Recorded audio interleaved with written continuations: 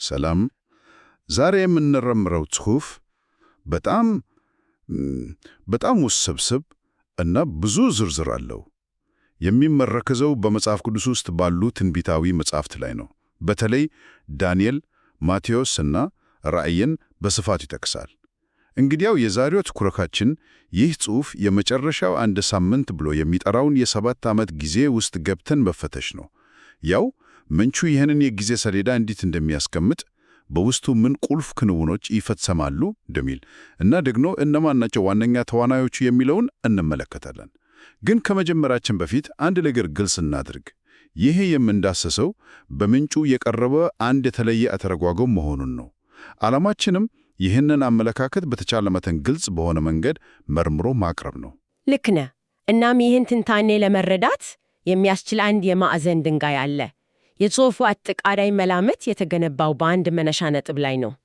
እሱም የመጨረሻው አንድ ሳምንት የሚጀምረው የጥፋት ልጅ ተብሎ የተገለጸው አካል በሰው እጅ በተሰራ ማለት አካላዊ በሆነ ቤተ መቅደስ ውስጥ ሲቀመጥ ነው የሚለው።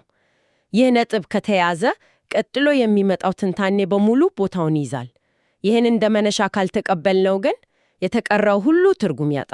እሺ፣ እንግዲያው ይህንን እንደ መነሻ እንውሰድ። ጽሑፉ የጊዜ ሰሌዳውን ለመዘርጋት ወደ ዳንኤል 9:27 ይመራናል።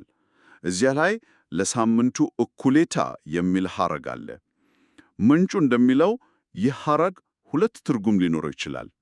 አንደኛው በሳምንቱ እኩሌታ ጊዜ ሲሆን፣ ሌላኛው ደግሞ ለሳምንቱ እኩሌታ ያህል ጊዜ ውስጥ የሚል ነው።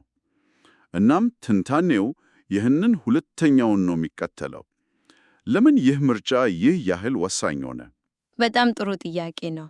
ወሳኝ የሆነበት ምክንያት የክስተቶቹን ቅደም ተከተል ስለሚወስን ነው። በሳምንቱ እኩሌታ ጊዜ ብንል ኖሮ የመከራው ጊዜ የመጨረሾቹ 3 ዓመት ተኩል ብቻ ይሆናሉ ማለት ነው። ነገር ግን ምንጩ ለሳምንቱ እኩሌታ ያህል ጊዜ ውስጥ የሚለውን ሲመርጥ የመከራው ጊዜ የሚጀምረው ከመጀመሪያው ቀን ጀምሮ ነው እያለ ነው። ስለዚህ የመጨረሻው 7 ዓመት የሚጀምረው በአንድ ትልቅ ክስተት ነው። የጥፋት ልጅ ወይም የጥፋት ርኩሰት ተብሎ የተገለጸው አካል በኢየሩሳሌም በሚሰራ ቤተ መቅደስ ውስጥ ሲቀመጥ፣ ይሄ እንደተፈጸመው ሁለት ነገሮች እንደ ሰንሰለት ወዲያውኑ ይከተላሉ። አንደኛ፣ ዓለም አቀፍ ሆነ የአውሬው አምልኮ በግድ ይጀመራል። ሁለተኛ ደግሞ ታላቁ መከራ በይፋ ይከፈታል። ገባኝ። ስለዚህ 7ቱ ዓመት ሙሉ የመከራ ጊዜ ነው ማለት ነው። እና ይህ 7ቱ ዓመት በሁለት እንደሚከፈል እናውቃለን። ስለ መጀመሪያው ግማሽ ሳምንት ማለትም ስለ መጀመሪያዎቹ 1260 ቀናት ትንሽ እንነጋገር። ያ ወቅት ምን ይመስላል? መጀመሪያው ግማሽ ሙሉ በሙሉ በቅዱሳን ላይ የሚያተክር የመከራ ጊዜ ነው። በዚህ ወቅት ሁለት የሚጋጩ የሚመስሉ ኃይሎች ሲንቀሳቀሱ እናያለን። በአንድ በኩል የጥፋት ልጅ ወይም አውሬው አለ። የእርሱ ዋነኛ ሥራ ቅዱሳንን ማሳደድና መግደል ነው። በሌላ በኩል ደግሞ ምንጩ ሁለቱ ምስክሮች ብለው የሚጠሯቸው አካላት አሉ። ቆይ እዚህ ላይ አንድ ነገር ልጠይቅሽ። ሁለት ምስክሮች ስትይ ምን ማለት ነው? ምንጩ ስለ እነዚህ ምስክሮች ማንነት የሚለው ነገር አለ። ሁለት ግለሰቦች ናቸው ወይስ ምሳሌያዊ አካላት? ምንጩ በዚህ ነጥብ ላይ በዝርዝር ባይገባም ከራእይ መጽሐፍ በመነሳት እነዚህ ሁለቱ ምስክሮች ኻሪቅ አልዓዳ የሆነ ኃይል አላቸው። የአውሬውን ሥርዓት የሚቃወሙና ለሰዎች ማስጠንቀቂያ የሚሰጡ እንደሆኑ ይገልጻል። ዋናው ነጥብ ግን የእነርሱ ሚና ቅዱሳንን መጠበቅ እና የአውሬውን ኃይል መቋቋም ነው። እዚህ ላይ አንድ ግራም ያጋባ ነገር አለ። አውሬው ቅዱሳንን እየገደላቸው ከሆነ ሁለቱ ምስክሮች እንዴት ነው ሊጠብቋቸው የሚችሉት? ይህ እርስ በርሱ የሚጋጭ አይመስልም? ምንጩ ይህንን እንዴት ያስታርቀዋል? በጣም ወሳኝ ጥያቄ ነው። ምንጩ እንደሚተነትነው ጥበቃው ከሞት ሙሉ በሙሉ ማምለጥን ላያመለክት ይችላል። ይልቁንም ቅዱሳን በመንፈሳዊ ሁኔታ እንዳይሰበሩ እምነታቸውን እንዲጠብቁና እስከ መጨረሻው እንዲጸኑ የሚያደርግ ጥበቃ ነው። እንዲሁም ቅዱሳን የሚሸሸጉበት በምድረ በዳ የተዘጋጀ ስፍራ እንዳለ ይጠቅሳል። ስለዚህ ጥበቃው የተወሰኑ ሰዎችን ከአካላዊ ጥቃት መከላከልም ሊያካትት ይችላል። ስለዚህ የቅዱሳን ስደትና ጥበቃ ጎን ለጎን የሚሄዱ ሁለት እውነቶች ናቸው። እሺ፣ ይህ ነጥብ አሁን ይበልጥ ግልጽ ሆኗል። ግን ከ1260 ቀናት በተጨማሪ ጽሑፉ ከዳንኤል 12 ላይ 1290 እና 1335 ቀናትን ይጠቅሳል። እነዚህ ተጨማሪ ቀናት ከየት መጡ? ምን ትርጉም አላቸው? እዚህ ላይ ነው ትንታኔው ይበልጥ ጥልቀት የሚኖረው። 1260 ቀናት ወይም 3 ዓመት ተኩል ካለቀ በኋላ ታሪኩ አያልቅም። ዳንኤል እንደሚለው የጥፋት ርኩሰት ከተቋቋመበት ቀን ጀምሮ 1290 ቀናት ይኖራሉ። ከዚያም እስከ 1335 ቀን የሚጠብቅና የሚደርስ ብፁዕ ነው ይላል። ምንጩ ይሄንን ሲተነትን በ1335ኛው ቀን የሚደርስ ሰው ብፁዕ ወይም የተባረከ መባሉ የመጀመሪያው ትንሣኤ በዚያን ቀን ሊፈጸም እንደሚችል ያመለክታል ይላል። ይህም ማለት ቅዱሳን የሚጾኑበት የመከራ ጊዜ ከመደበኛው 1260 ቀናት አልፎ ለተጨማሪ 75 ቀናት ሊቀጥል ይችላል። እነዚህ 75 ቀናት የመጨረሻው የጽናት ፈተና ጊዜያት ናቸው ማለት ነው። ገባኝ። ስለዚህ የመጀመሪያው ግማሽ በጣም ጨለማ እና ፈታኝ ወቅት ነው። ከዚህ ወቅት ወደ ሁለተኛው ግማሽ እንዴት ይሸጋገራል? የታሪኩን አቅጣጫ የሚቀይረው የለውጥ ነጥብ የትኛው ነው? ከመሸጋገሪያው ቅደም ተከተል በጣም ድራማዊ ነው። ምንጩ እንደሚለው የመጀመሪያዎቹ 1260 ቀናት ሲያልቁ አውሬው ለጊዜው የበላይነት ያገኘ ይመስላል። ሁለቱ ምስክሮችን ይግደላቸዋል። ዓለምን በደስታ ይጮኻል። ነገር ግን ይህ የአውሬው ድል በጣም አጭር ነው። ብዙም ሳይቆይ በዚያ በ1335ኛው ቀን አካባቢ ትልቁ ክስተት ይፈጸማል። ይኸውም የመጀመሪያው ትንሣኤ ነው። በዚያን ጊዜ የጸኑት ቅዱሳን ከሞት ይነሳሉ። በሕይወት ያሉትም ተለውጠው ሁሉም በአንድነት ወደ ሰማይ ይነጠቃሉ። ይህ ከተፈጸመ በኋላ ነው እንግዲህ ትኩረቱ ሙሉ በሙሉ የሚቀየረው።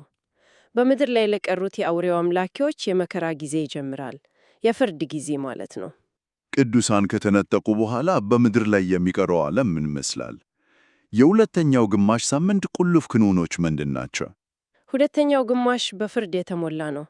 በመጀመሪያ በራእይ መጽሐፍ የተገለጹ 7ቱ መቅሰፍቶች በምድር ላይ ይፈሳሉ። እነዚህ መቅሰፍቶች በአውሬው መንግሥት ላይ ታላላቅ ጥፋትን ያስከትላሉ። ከዚያም በጣም የሚገርም የውስጥ መከፋፈል ይፈጠራል። የባቢሎን ጋለሞታ ጥፋት ይከተላል። እዚህ ላይ ቀዩ አውሬ ይህም የዓለም ፖለቲካዊ መንግሥት ነው። በላዩ ላይ በተቀመጠችው ጋለሞታ ያው ሐሰተኛው ዓለም ሃይማኖት ስርዓት ነው። በእሷ ላይ ይነሳና ያጠፋታል። ቆይ ይህ ማለት የዓለም ፖለቲካዊ ኃይል ራሱ በመጨረሻ በሃይማኖታዊው ስርዓት ላይ ይነሳል ማለት ነው? እንዴት? ምንጩ ለዚህ ምን ምክንያት ይሰጣል? እንግዲያው ሃይማኖት እንደተታለለና ለጥፋት እንደተዳረገው ይገነዘባል እና በቁጨት ተነሳስቶም ያጠፋታል። የፈተሩት የሃይማኖት ጭራቅ ራሳቸው ላይ ሲነሳባቸው ያጠፉታል ማለት ነው። ከዚህ በኋላ የአርማጌዶን ውጊያ ዝግጅት ይጀመራል። ቀዩ አውሬ በሕይወት የተረፉትን ሰራዊቱን በሙሉ በእስራኤል ይሰበሰባል። ልክ ይህ ሲሆን ኢየሱስ ክርስቶስ ከሰማይ ሰራዊት ጋር ወደ ምድር ይመለሳል። በመጨረሻውን ፍርድ ይሰጣል። አውሬውና ሐሰተኛው ነቢይ በእሳት ባህር ውስጥ ይጣላሉ። ሰይጣን ደግሞ ለ1000 ዓመታት ይታሰራል። ከዚያ በኋላ ጽሑፉ እንደሚገልጸው አዲስ ሰማይና አዲስ ምድር ይፈጠራል። እሺ፣ እስካሁን የክስተቶቹን ቅደም ተከተል አይተናል። ግን እዚህ ላይ አንዳንድ ያልጥሩልኝ ጽንሰ ሐሳቦች አሉ። ይህ ሁሉ ነገር የሚጀመረው የጥፋት ልጅ በቤተ መቅደስ ሲቀመጥ ነው አለን። ምንጩ ቤተ መቅደስ ሲል ምን ማለቱ ነው? አካላዊ ሕንፃ ነው ወይስ ሌላ ትርጉም አለው? ይሄ በጣም ወሳኝ ጥያቄ ነው፣ ምክንያቱም የትንታኔው መሰረት ነው። ምንጩ እዚህ ላይ ግልጽ ልዩነት ያስቀምጣል። በአዲስ ኪዳን አስተምህሮ መሰረት እውነተኛው ቤተ መቅደስ የእግዚአብሔር መንፈስ የሚያድርበት የቅዱሳን ሥጋ ነው። ይህም መንፈሳዊ ቤተ መቅደስ ሊፈረስ ወይም ሊረክስ አይችልም። ነገር ግን የጥፋት ልጅ የሚቀመጥበት ቤተ መቅደስ ይሄ አይደለም። ትንቢቱ የሚናገረው በኢየሩሳሌም እንደገና ስለሚገነባ አካላዊ ሕንፃ ቤተ መቅደስ ነው። ይሄ ማለት አንድ ትልቅ አንድምታ አለው። ይህም ይህ ትንቢት ከመፈጸሙ በፊት በእስራኤል ውስጥ ሦስተኛው ቤተ መቅደስ መገንባትና የብሉይ ኪዳን የእንስሳት መስዋዕት እንደገና መጀመር አለበት እንደማለት ነው። ይሄ እኮ በራሱ ትልቅ የዓለም ክስተት ነው። እሺ፣ ስለ ቤተ መቅደሱ ገብቶኛል። አሁን ደግሞ ስለ አውሬው እናንሳ። በጣም ብዙ ስሞች አሉት። ቀዩ አውሬ፣ የባህር አውሬ፣ የጥፋት ልጅ። እነዚህ ሁሉ አንድ ናቸው ወይስ ተለያዩ ናቸው? ይህንን ትንሽ ወስባስ ቀመር እስቲ አብራሪልኝ። ልክ ነህ። እንደ ሂሳብ ቀመር ነው ሊታይ የሚችለው። ምንጩ ይህን እንዲህ ነው የሚያስቀምጠው። በመጀመሪያ ቀዩ አውሬ አለ። ይህም የዓለም አቀፉን መንግስት ወይም የፖለቲካ ስርዓት ይወክላል። ከዚያ የባህር አውሬ አለ። ይሄ ደግሞ በቀዩ አውሬ ላይ የተቀመጠችው ባቢሎን ጋለሞታ ናት። በሌላ ነገር የዓለምን ፖለቲካ የተቆጣጠረው የሐሰት ዓለም አቀፍ ሃይማኖት ስርዓት ማለት ነው። እነዚህ ሁለቱ ኃይሎች ሲዋሃዱ ማለቴ ፖለቲካና ሐሰተኛ ሃይማኖት አንድ ሲሆኑ በአንድ ላይ የጥፋት ልጅ ወይም ህገወጡ ሰው ተብለው ይጠራሉ። የትርጓሜ እኮ ነገሮችን ሙሉ በሙሉ ይቀይራል። ምክንያቱም ብዙዎች አንድን ክፉ መሪ ወይም አምባገነን ሲጠብቁ ምንጩ እንደሚለው ትኩረት ሊደረግበት የሚገባው እየተገነባ ያለው ዓለም አቀፋዊ የፖለቲካና የሃይማኖት ጥምረት ነው። አንድ ግለሰብ ብቻ ሳይሆን አንድ ሙሉ ስርዓት ነው ማለት ነው። በትክክል የጥፋት ልጅ አንድ ግለሰብ ብቻ ሳይሆን ይህ የፖለቲካና የሐሰት ሃይማኖት ጥምር ኃይል ነው ይላል ምንጩ። ያ ግለሰብ የዚህ ስርዓት ፊት አውራሪ ሊሆን ይችላል፣ ነገር ግን ኃይሉ ከስርዓቱ ነው የሚመነጨው። ግልጽ ነው። አንድ የመጨረሻ ጥያቄ አለኝ። በማቴዎስ 24 ላይ ኢየሱስ በይሁዳ ያላችሁ ወደ ተራሮች ሽሹ የሚል ትእዛዝ ሰጥቷል። ነገር ግን አውሬው መላውን ዓለም የሚቆጣጠር ከሆነ ቅዱሳን ወዴት ነው ማምለጥ የሚችሉት? የትኛው ተራራ ነው ደህንነት የሚገኝበት?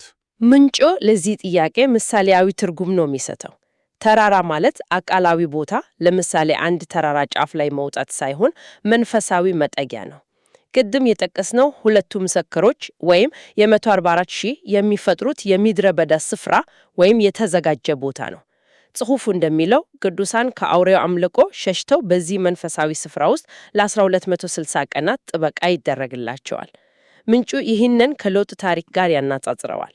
ሎጥ ከሰዶም ጥፋት እንዲሸሽ እንደታዘዘ ሁሉ ቅዱሳንም ከባቢሎን ማለትም ከአውሬው የክፋት ስርዓት ወጥተው ወደዚህ መንፈሳዊ ተራራ መሸሽ አለባቸው። ይህም ማለት ከዓለም ስርዓት ራስን መለየትና በእግዚአብሔር ጥበቃ ስር መሆን ማለት ነው። እንግዲያው የዛሬውን ውይይት ለማታቀለል ዋና ዋና ነጥቦቹን ስንመለከት ይህ ትንታኔ የመጨረሻው አንድ ሳምንት የሚጀምረው የጥፋት ልጅ የተባለው የፖለቲካና የሐሰት ሃይማኖት ጥምር ስርዓት በኢየሩሳሌም በሚገነባው አካላዊ ቤተ መቅደስ ውስጥ ሲቀመጥ ነው ይላል። የመጀመሪያው ግማሽ ማለትም 1260 ቀናት ምናልባትም እስከ 1335 ቀናት ለቅዱሳን የመከራ የስደት ግን ደግሞ የመንፈሳዊ ጠበቃ ጊዜ ነው። ሁለተኛው ግማሽ ደግሞ ቅዱሳን ከተነጠቁ በኋላ በምድር ላይ በቀሩት የአውሬው አምላኪዎች ላይ የሚመጣ የፍርድ ጊዜ መሆኑን ተመልክተናል። አዎ፣ በትክክል አጠቃለልኸዋል። ነገር ግን ውይይቱን ከመዝጋታችን በፊት ምንጩ በመጨረሻ ላይ የሚያነሳው አንድ በጣም አሳሳቢ እና ብዙ ጊዜ የሚዘነጋ ነጥብ አለ። እስካሁን የተነጋገርነው ስለ 7 ዓመቱ ታላቁ መከራ ነው። ነገር ግን ጽሑፉ እንደሚጠቆመው ይህ የ7 ዓመት የጊዜ ሰሌዳ ከመጀመሩ በፊት ዓለምን የሚያናውጡ እጅግ በጣም አስከፊ የሆኑ ጥፋቶች ይከሰታሉ። ለምሳሌ የራእይ መጽሐፍን በመጥቀስ የዓለም ሕዝብ 1/4 ከዚያም ደግሞ 1/3 በተለያዩ መቅሰፍቶች እንደሚሞት ይገልጻል። ስለዚህ እዚህ ላይ የሚነሳው ጥያቄ የመጨረሻውን ታላቅ መከራ መትረፍ ብቻ ሳይሆን ወደዚያ መከራ የሚያደርሰውን ረጅም እና አስፈሪ የትርምስ ጊዜ መትረፍ በራሱ ትልቅ ፈተና ነው የሚል ነው። ይህም ማለት ዝግጅት የሚያስፈልገው ለመጨረሻው የ7 ዓመት ፈተና ብቻ ሳይሆን ከሱ በፊት ለሚመጣው የዓለም ስርዓት መናጋት ጭምር ነው የሚለውን ከባድ ጥያቄ በአድማጩ አእምሮ ውስጥ በመተው ብንዘጋው መልካም ነው።